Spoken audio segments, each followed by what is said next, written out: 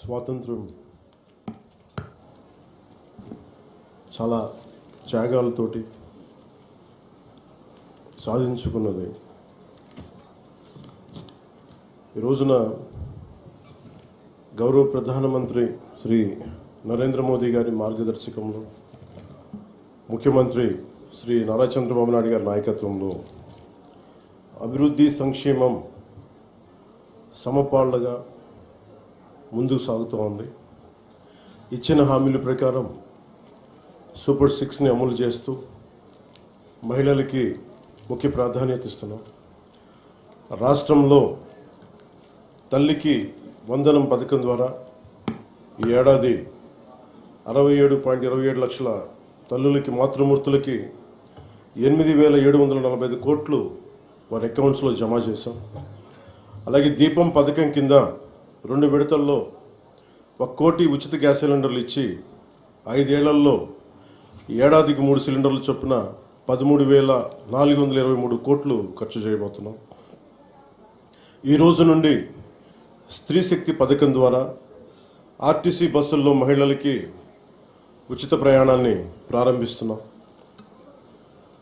పంచాయతీరాజ్ బాధ్యతలు స్వీకరించిన వెంటనే జాతీయ పండుగల నిధులను మైనర్ పంచాయతీలకి 100 నుంచి 10,000కి, మేజర్ పంచాయతీలకి 250 నుంచి 25,000కు పెంచి సర్పంచుల ఆత్మగౌరవాన్ని కాపాడాం. గ్రామ స్వరాజ్య సాధన లక్ష్యంలో భాగంగా ఒకే రోజు 13,326 గ్రామ పంచాయతీల్లో గ్రామ సభలు నిర్వహించి ప్రపంచ రికార్డు సాధించాం.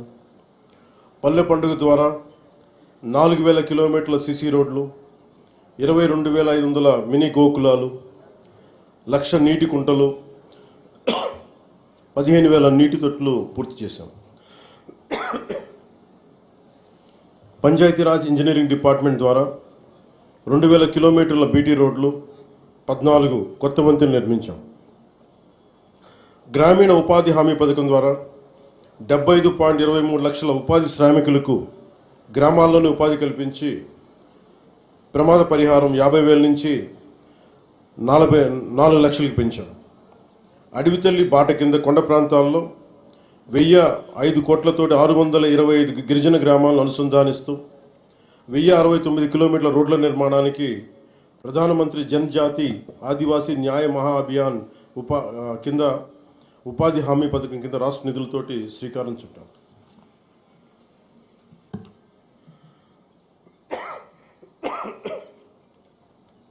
జల్ జీవన్ మిషన్ కింద 5 జిల్లాల్లో 5 కొత్త ప్రాజెక్టులని 7,910 కోట్లతో ప్రారంభించి 1,20,00,000 మందికి 30 ఏళ్ల పాటు తాగునీటి భద్రతని కల్పించబోతున్నాం. అటవీ విస్తీర్ణం 30% నుండి 37% పెంచే లక్ష్యంలో 1 కోటి మొక్కలు నాటి వీటిని QR కోడ్లతో ట్రాకింగ్ కూడా ప్రారంభించాం. ఏనుగుల బెడద నివారణకు కర్ణాటక నుంచి కుంకి ఏనుగులని తీసుకొచ్చి విజయవంతంగా ఆపరేషన్లు జరిపాం.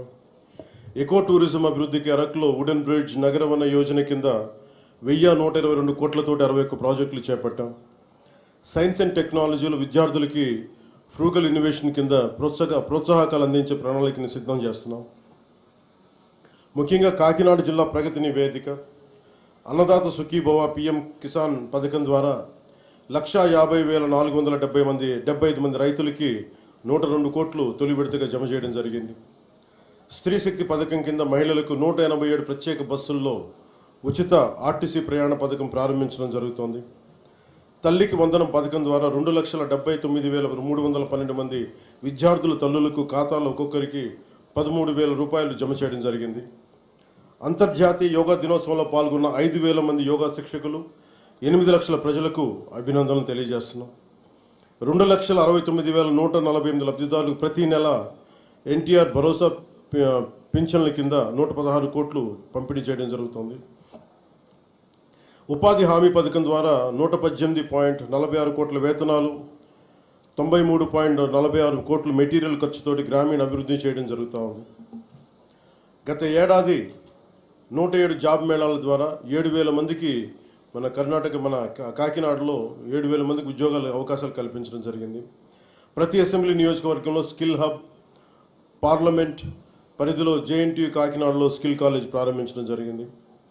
మాదక ద్రవ్యాల నివారణకు పాఠశాలలు, కళాశాలలు ఈగిల్ క్లబ్లు ఏర్పాటు చేయడం జరిగింది. జల్ జీవన్ మిషన్ ద్వారా 497 కోట్ల వ్యయంతో ఇప్పటి వరకు 506 పనులు పూర్తి చేయడం జరిగింది.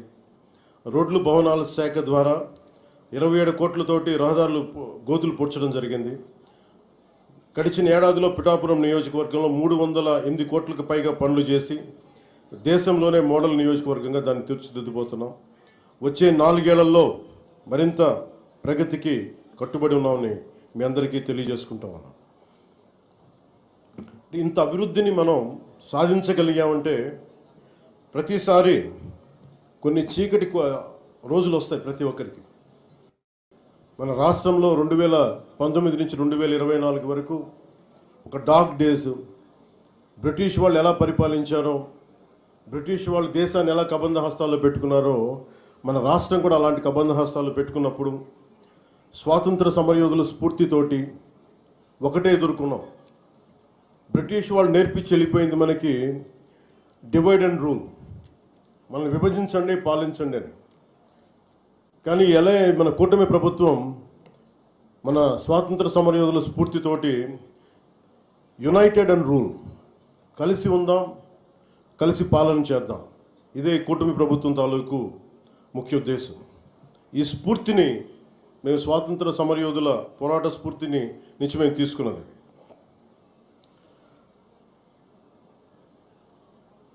ప్రతి ఒక్కరికి, స్కూల్ పిల్లలకు కానీ పెద్దవాళ్ళకి కానీ ఆగస్టు 15న ఒక ఆనవాయితీగా కాకుండా దీన్ని మనం గుండె లోతు నుంచి చేసుకోవాల్సిన అవసరం చాలా ఉంది. దీనికి వెనకాల ఎంత కష్టపడ్డారు నేను ట్వీట్ కూడా చేశాను. ఇదే రోజు నిన్న ఆగస్టు 14న లాహోర్ డిక్లరేషన్ సమయంలో దేశ విభజన జరుగుతున్నప్పుడు, కరెక్ట్గా ఒక 9 నెలల ముందు, సంవత్సరం ముందు దేశ విభజన జరుగుతున్నప్పుడు లాహోర్ కూడా పాకిస్తాన్లోకి వెళ్ళిపోద్ది అని తెలియదు ఎవరికి. సడన్గా డిక్లేర్ చేయగానే దానివల్ల అక్కడ ఉన్న ప్రజలు, భారతదేశ ప్రజలందరూ వెళ్ళిపోవాలి ఇక్కడి నుంచి అని చెప్పి మత ప్రాతిపాదికన పంపించేస్తే అది ఎంత దారుణాలు జరిగినాయి అంటే ఆగస్టు 14 వరకు అక్కడ రాత్రికి రాత్రి కొన్ని దశాబ్దాలుగా, కొన్ని శతాబ్దాలుగా వాళ్ళ దేశం, వాళ్ళ ప్రాంతం అనుకున్నది పరాయి దేశం అయిపోయి అక్కడి నుంచి పారిపోయి ప్రాణాలను అరచేతులు పెట్టుకొని రావాల్సి వచ్చిన పరిస్థితులు. అలాంటి పరిస్థితులను ఒకవైపు పంజాబ్లో మహిళలు సామూహిక మానభంగాలు గురవుతూ చాలా నిర్దాక్షిణ్యమైన పరిస్థితుల్లో ఉండి, అంటే మన స్వాతంత్రం చాలా తేలిగ్గా సంపాదించుకున్నాం, కేవలం ఏమంటే అహింసా విధానాల ద్వారా మనం సంపాదించుకున్నాం అంటాం. కానీ వాస్తవానికి మన స్వాతంత్రం రావడానికి చాలా హింస జరిగింది. మనం ఎంచుకున్నది ప్రప్రథమంగా అహింస విధానాలు కావచ్చేమో కానీ దేశాన్ని నుంచి విడిపోవాలనుకునే వాళ్ళు మటుకు హింసనే నమ్మారు.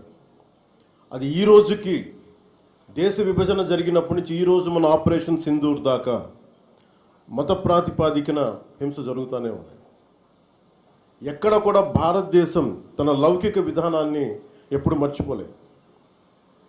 దేశ విభజన జరిగిన తర్వాత మనకి మతాన్ని సంబంధం లేకుండా భారతదేశ సార్వభౌమత్వాన్ని గౌరవించి లౌకికవాదాన్ని ముందుకు తీసుకెళ్లే ఉద్దేశంతో మనం మతాలకి సంబంధం లేకుండా ఒక అబ్దుల్ కలాం గారిని కానీ ఎవరినైనా సరే మనం ప్రెసిడెంట్స్గా తీసుకున్నాం, గుండెల్లోకి తీసుకున్నాం.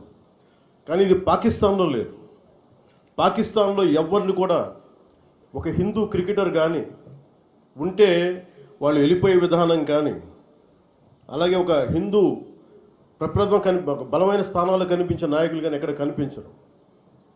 అంటే వాళ్ళు విభజన కోరుకుంది మత ప్రాతిపాదికన, కానీ దాన్ని మనం ఎప్పుడు అలా తీసుకోవాలి. మత ప్రాతిపాదికన 2 దేశాలు విడిపోయినప్పటికీ భారతదేశం అత్యధికంగా హిందువులు ఉన్నప్పటికీ కూడా అన్ని మతాల వారిని సమానంగా గౌరవించి ముందుకు తీసుకెళ్లే సంస్కృతి భారతదేశానికి. దీనికి లౌకికం విధానం అనేది ఈ సంస్కృతిలో ఉన్నది. ఈ సంస్కృతికి ఎవరు నేర్పించక్కర్లా, పరాయి వాళ్ళు నేర్పించక్కర్లా, యూరోపియన్స్ నేర్పించక్కర్లా. ఇది మన లోపల ఉంది. ఈ స్ఫూర్తిని మనందరం ముందుకు తీసుకెళ్ళాలి. అలాగే ముఖ్యంగా మహిళలకి త్యాగాలకి చాలా పెద్ద పీట వేయాలి అనే మనస్ఫూర్తిగా మేము ముందుకు తీసుకెళ్తాం. అలాగే మనం ఇందాక మీకు ప్రారంభించి చెప్పినప్పుడు ఈ అభివృద్ధి కానీ సూపర్ 6 కానీ పెట్టుబడులు కానీ ఇవన్నీ రావాలి అంటే లా అండ్ ఆర్డర్ చాలా బలంగా ఉండాలి. లా అండ్ ఆర్డర్ బలంగా లేకపోతే వచ్చే దుస్థితి కానీ పెట్టుబడులు రావు. ఉదాహరణకి ఉత్తరప్రదేశ్లో యోగి ఆదిత్యనాథ్ గారు ముఖ్యమంత్రిగా ప్రమాణ స్వీకారం చేసిన తర్వాత 8 సంవత్సరాల కాలంలో అది 15 లక్షల రూపాయల కోట్ల పెట్టుబడిని ఆకర్షించడం జరిగింది. దానికి కారణం అంతకుముందు ఒక అన్రూలీ స్టేట్గా ఉండేది. పెట్టుబడులు రావడానికి సాహసించేవారు కాదు. కానీ ఆయన రాగానే ఆయన పెట్టింది లా అండ్ ఆర్డర్ చాలా బలంగా ఉండాలి. దానివల్ల ఈరోజున వాళ్ళకి 15 లక్షల పెట్టుబడి వచ్చింది.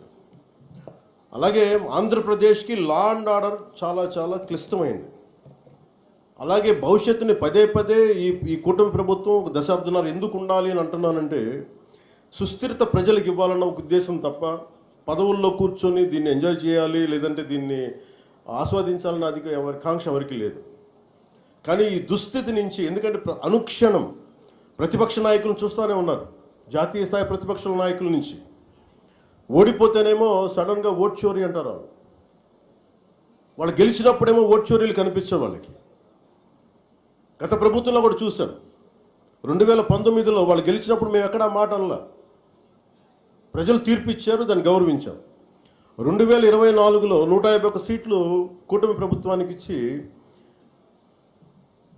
164 కూటమి ప్రభుత్వానికి ఇస్తే సడన్గా వారికి ఏమనిపించిందంటే ఇది ఓట్ల గురించి మన ఓటింగ్ మెషిన్లో తప్పు అంటాం. అంటే గెలిచినప్పుడు ఒక న్యాయం, ఓడిపోయినప్పుడు ఇంకో న్యాయం. ఇది రాష్ట్రం జాతీయ స్థాయి నుంచి రాష్ట్రం వరకు ఒకటే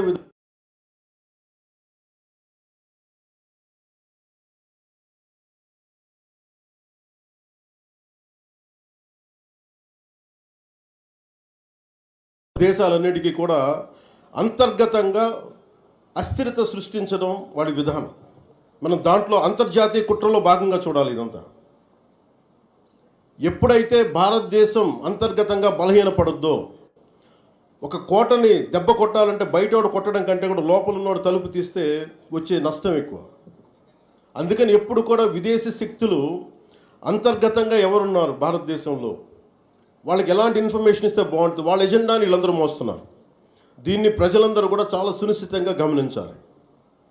ఇది ఏమైపోతుంటే ఒక్కసారి వాళ్ళని లోపలికి రానిచ్చామా, మీరు 2019, 2024 చూశారు.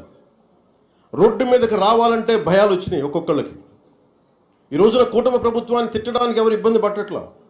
దేనికంటే ఇది ప్రజాస్వామ్యం, దీన్ని గౌరవించడానికి ప్రతి ఒక్కరికి మాట చెప్పేది. మీరు ఒక బాధ్యతగా మాట్లాడాలి, సద్విమర్శను సంపూర్ణంగా స్వీకరించే పరిస్థితులు ఉన్నాయి. కానీ గత ప్రభుత్వంలో చూస్తే విమర్శ చేయడానికి భయపడేవాళ్ళు. పోలీస్ అధికారులు డ్యూటీ చేయడానికి భయపడేవాళ్ళు. అధికారులు సివిల్ డిపార్ట్మెంట్స్ ప్రతి ఒక్కరు కూడా భయపడేవాళ్ళు. అడ్డగోలుగా దోచేసుకున్నారు. ఇవన్నీ కూడా విదేశీ శక్తులకి ఇది ఆలవాలం అయిపోద్ది. వారికి కనుసైగలు వీళ్ళందరూ మెలుగుతున్నారు. వీళ్ళందరూ అలా చూడాలి దీన్ని. అందుకని ప్రజల్ని నేను కోరుకునేది ఈ 79వ స్వాతంత్ర దినోత్సవ శుభ సందర్భంగా మీరు అంతర్గత శత్రువుల్ని ఒక కంట ఇప్పుడు మీరు కనిపెట్టి ఉండాలి. నేను కాకినాడ పోర్టు విషయంలో కూడా నేను అంత గొంతెత్తడానికి కారణం, చాలా మనం ఎందుకులే మనం వదిలేస్తాను. ఆంధ్రప్రదేశ్కి 974 నుంచి 974 కిలోమీటర్ల తీర ప్రాంతం ఉంది. ఇది మన పెట్టుబడులకి చాలా మంచిది. కానీ అది ఒకసారి మనం సరిగ్గా లేకపోతే అది బలహీనత కూడా అయిపోతుంది. ముంబై దాడుల్లో కూడా అసలు ఏమాత్రం పర్యవేక్షణ లేని పోర్టుల నుంచి వచ్చేసారు. లేదంటే పర్యవేక్షణ ఉన్నా కానీ అమ్ముడైపోయిన వ్యక్తుల ద్వారా ఉగ్రవాదులు వచ్చేసారు. బాంబే దాడులు కానీ ఆర్డీఎక్స్లు వచ్చేసినాయి. ముఖ్యంగా ఆంధ్రప్రదేశ్ తీర ప్రాంతంలో పోలీస్ శాఖ చాలా బలమైన దృష్టి పెడుతుంది.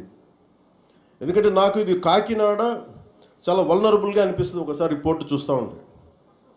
కలెక్టర్ గారికి తెలుసు, ఎస్పీ గారికి తెలుసు, రాష్ట్ర డీజీపీ గారికి తెలుసు. ఇక్కడ విపరీతంగా డీజిల్ అక్రమ రవాణాలు జరుగుతూ ఉంటాయి. దీన్ని చాలా బలంగా ఎదుర్కోవాల్సిన అవసరం ఉంది. ఓన్లీ బియ్యమే కదా, డీజిలే కదా అని మనం వదిలేస్తే ఒకసారి దోపిడీ, ఒకసారి స్మగ్లింగ్ అలవాటైన వాళ్ళకి బయట నుంచి వెపన్స్ వచ్చే అవకాశాలు ఉంటాయి, బాంబులు తీసుకొచ్చే అవకాశాలు ఉంటాయి. వీటన్నిటిని కూడా ఒక చాలా ఏమరపాటుగా ప్రతి ఒక్కళ్ళు ఉండాలి. సో అందుకని దీన్ని భారతదేశం మా కమిట్మెంట్, కూటమి ప్రభుత్వం నారా చంద్రబాబు నాయుడు గారి నాయకత్వంలోని కూటమి ప్రభుత్వం చాలా స్పష్టంగా లా అండ్ ఆర్డర్ మీద, దేశం తాలూకు సుస్థిరత మీద మాకు చాలా సమగ్రమైన అవగాహన ఉంది. ఎక్కడ కూడా కరప్షన్ ఉన్న చోట ఆటోమేటిక్గా దేశం బలహీనపడుద్ది. అలాంటి పరిస్థితుల్లో లేకుండా ఉండాలని మేము సాయశక్తిలో ప్రయత్నం చేస్తాం. వాటన్నిటికంటే కూడా ప్రజలు నేను కోరుకునేది, మీరు ఎరుకుతూ ఉన్నంతకాలం అంటే డెమోక్రసీ ఈజ్ ఎటర్నల్ విజిలెన్స్ అంటే మీరు నిరంతర పహారా కాసే తప్ప ప్రజాస్వామ్యం బలపడదు. అందుకని మీరందరూ నిరంతరమైన విజిలెన్స్తో ఉండాలి, నిరంతరం ఇప్పుడు ఒక పహారా మనస్తత్వంతో ఉండాలి అనేది నేను మీ అందరికీ కోరుకుంటా ఉన్నాను. అంటే ఇవన్నీ మనం ఎక్కడో కాశ్మీర్లో జరిగిన ఇష్యూస్ మనకేంటి అనుకుంటే, ఆపరేషన్ సింధూర్ మన వైజాగ్లోను, మన కావల్లో, నెల్లూరు జిల్లా కావల్లోనూ ఉగ్రవాదులు చాలా దారుణంగా కాల్చి చంపేశారు. దానికి బిఫిటింగ్ రిప్లై ఇచ్చాం, చాలా బలమైన రిప్లై ఇచ్చాం. కానీ మనం పెట్టుకోవాల్సింది, మన లోపల ఉన్న దేశాన్ని సుస్థిరతని దెబ్బతీసే ప్రతి ఒక్క వ్యక్తిని కూడా మనం దృష్టి పెట్టాలి, దృష్టి సారించాలి. ఇది ప్రతిసారి ప్రభుత్వం, పోలీస్ అధికారులు అనే కంటే కూడా ప్రతి ఒక్క పౌరుడి బాధ్యత ఇది. నేను నా వంతు బాధ్యతను నిర్వర్తిస్తున్నాను. అలాగే ప్రతి ఒక్కరు కూడా మీ వంతు బాధ్యతని నిర్వర్తించాల్సిందిగా మనస్ఫూర్తిగా నేను కోరుకుంటా ఉన్నాను.